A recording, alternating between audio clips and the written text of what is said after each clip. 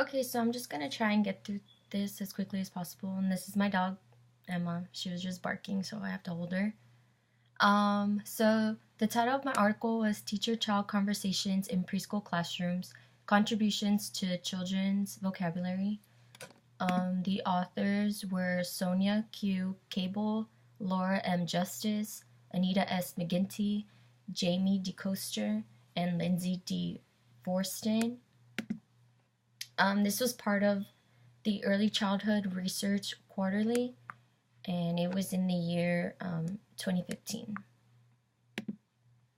So the main summary of this article was, it was a study used in a novel method to look at 44 preschool classrooms and the quality of teacher-child conversations.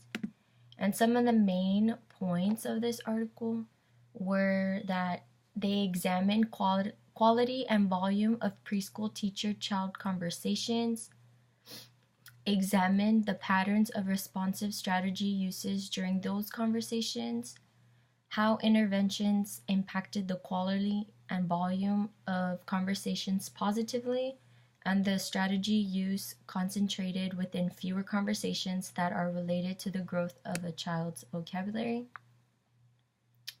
So it just basically talks about how having conversations in your classroom are really important to help build your child's vocabulary.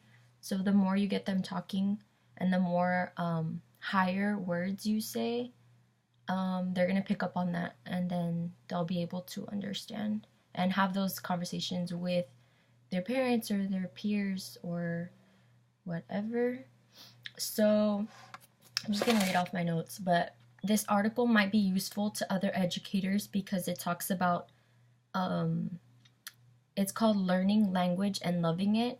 This is a program designed to increase adults' use of responsive strategies as a means to becoming better conversational, to develop better conversational patterns with children.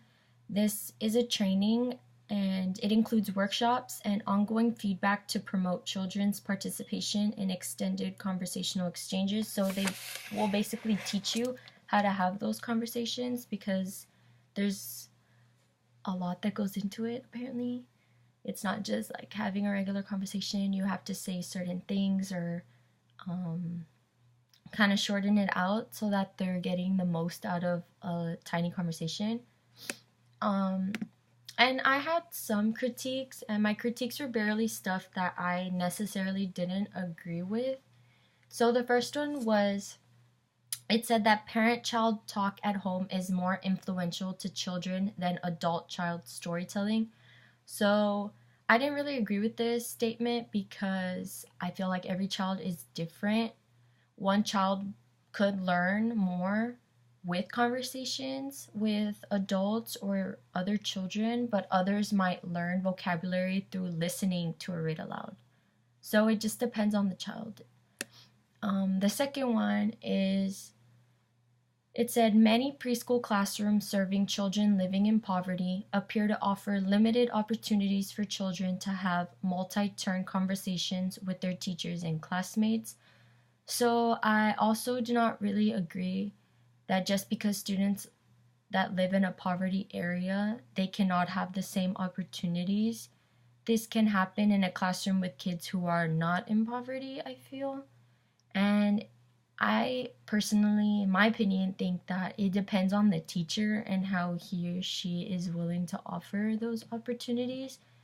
Because I feel like being in poverty and your whole living situation at home does not come to the classroom. I feel like it just depends on the teacher and how they want to educate their kids or what they want to bring to their kids and those opportunities.